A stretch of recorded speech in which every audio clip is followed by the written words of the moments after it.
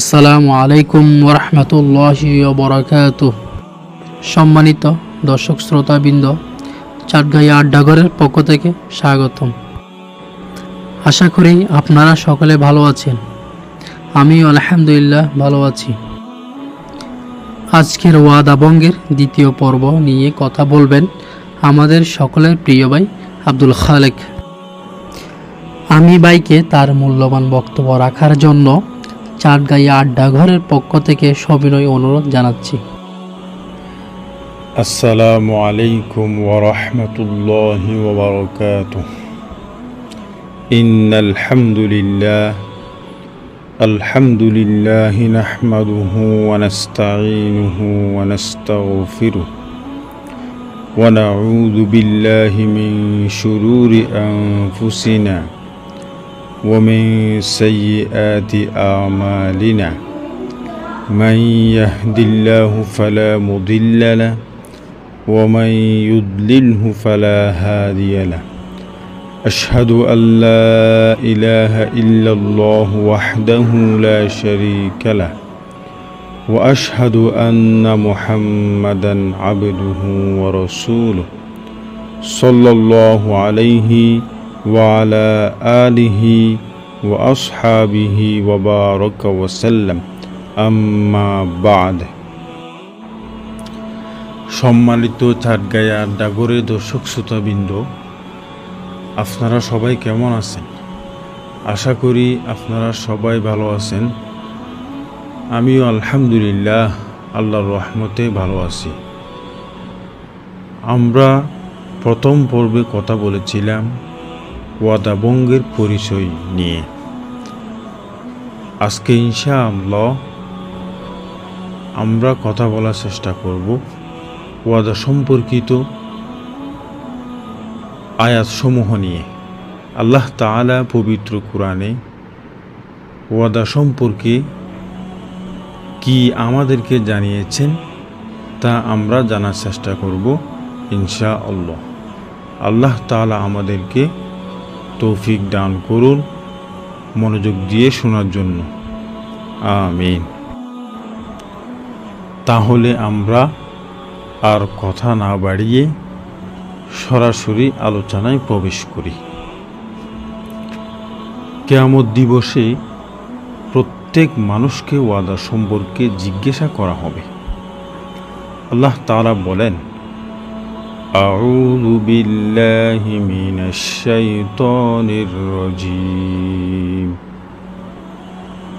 وأوفوا بالعهد إن العهد كان مسؤولا।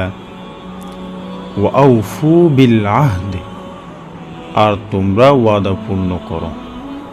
ইন্নাল আহদা কানা মাসউলা নিশ্চয়ই ওয়াদা সম্পর্কে জিজ্ঞাসাবাদ করা হবে। সূরা বনী ইসরাঈল ৩৪ নম্বর আয়াত। এই আয়াত দ্বারা এটাই বোঝানো হচ্ছে যে ওয়াদা পূর্ণ করা ওয়াজিব, ইচ্ছাকৃতভাবে ভঙ্গ করা হারাম। কেননা এই আয়াতে আউফু শব্দ ব্যবহার করা হয়েছে। আউফু শব্দের অর্থ হলো তোমরা পূর্ণ করো। এখানে আমরের সিগা ব্যবহার করা হয়েছে, আর আমর সর্বদা ওয়াজিব প্রমাণ করে থাকে।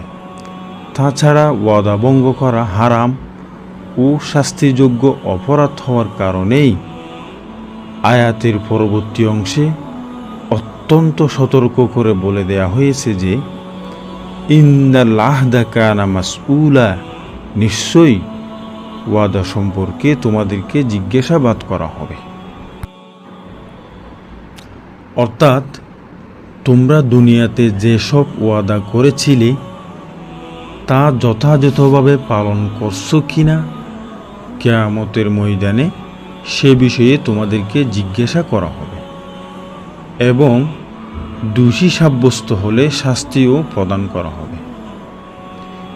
এজন্য আজকে থেকে আমাদের পাক্কা সিদ্ধান্ত গ্রহণ করতে হবে যে জীবনে আর কখনো ওয়াদা ভঙ্গ করব না, এবং কারো সাথে কোনো ওয়াদা করলে যত কষ্ট হোক না কেন তা পুরোপুরিভাবে আদায় করব। আল্লাহ তাআলা আমাদেরকে আমল করার তৌফিক দান করুন, আমিন।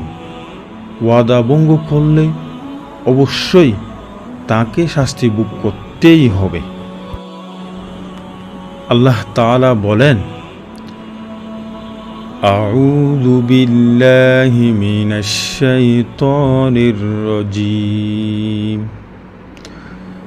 ফামান নাকাসা ফাইন্নামা ইয়ানকুসু আলা নাফসিহি ওয়ামান আওফা বিমা আহাদা আলাইহুল্লাহ ফাসায়ুতিহি আজরান আযীমা। ফামান নাকাসা ফাইন্নামা ইয়ানকুসু আলা নাফসিহি, কেউ ওয়াদা ভঙ্গ করলে ওয়াদা ভঙ্গের পরিণাম শাস্তি তার উপরেই বর্তাবে। ওয়ামান আওফা বিমা আহাদা আলাইহুল্লাহ ফাসায়ুতিহি আজরান আযীমা, আর যে ব্যক্তি আল্লাহকে দেয়া ওয়াদা পূরণ করবে অচিরেই আল্লাহ তাকে মহা পুরস্কার দান করবেন। সুবহানাল্লাহ। সূরা ফাতাহ 10 নম্বর আয়াত।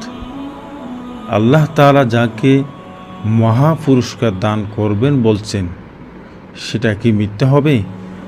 আল্লাহ যেহেতু মহান, তার পুরস্কারটাও হবে মহান। আল্লাহ তাআলা আমাদেরকে সেই মহান পুরস্কারের অধিকারী বানিয়ে দিক, আমিন। এই আয়াত দ্বারা এটাই বোঝা যাচ্ছে যে যেমনিভাবে ওয়াদা ভঙ্গ করা মারাত্মক গুনাহ ও শাস্তিযোগ্য অপরাধ, তেমনিভাবে ওয়াদা ঠিক রাখা সওয়াব ও অত্যন্ত প্রশংসিত কাজ। কেননা এই আয়াতে খুব পরিষ্কারভাবেই বলা হয়েছে যে কেউ ওয়াদা ভঙ্গ করলে অবশ্যই তাকে তার শাস্তি ভোগ করতে হবে, এবং কেউ ওয়াদা ঠিক রাখলে আল্লাহর পক্ষ থেকে তাকে বিশাল পুরস্কার দেয়া হবে। সুবহানাল্লাহ। আল্লাহ তাআলা কখনো ওয়াদা ভঙ্গ করেন না। এ সম্পর্কে আল্লাহ তাআলা বলেন, আউযু বিল্লাহি মিনাশ শাইতানির রাজীম।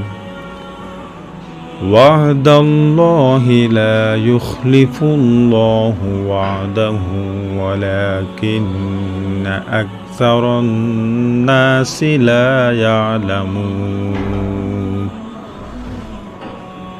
ওয়াদাল্লাহি লা ইউখলিফুল্লাহু ওয়াদাহু ওয়ালাকিন্না আকসারান নাসি লা ইয়ালামুন। আল্লাহ তাআলার ওয়াদা সত্য। আল্লাহ কখনো তার ওয়াদা ভঙ্গ করেন না, কিন্তু অধিকাংশ মানুষ তা জানে না। সূরা রুম 6 নম্বর আয়াত। এই আয়াত থেকে আমরা এটাই বুঝতে পারলাম, আল্লাহর ওয়াদা পুরাটাই সত্য।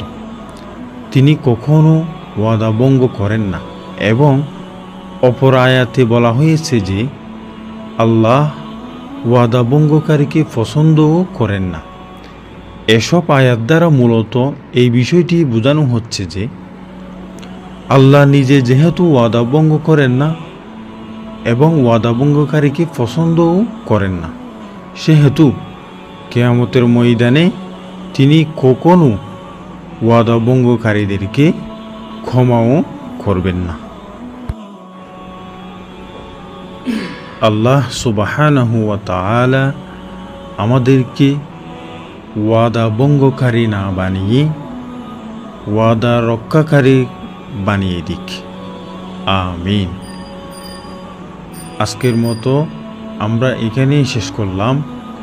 যে সকল আলোচনা আমরা আজকে শুনলাম, সে সকল আলোচনা আমল করার তৌফিক দান করুন, আমিন।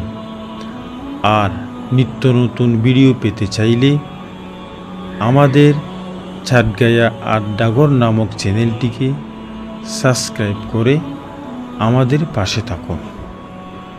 আগামী পর্বে আমরা ওয়াদা সম্পর্কিত হাদিসগুলো নিয়ে জানার চেষ্টা করব ইনশা আল্লাহ। আমাদের পাশে থাকুন।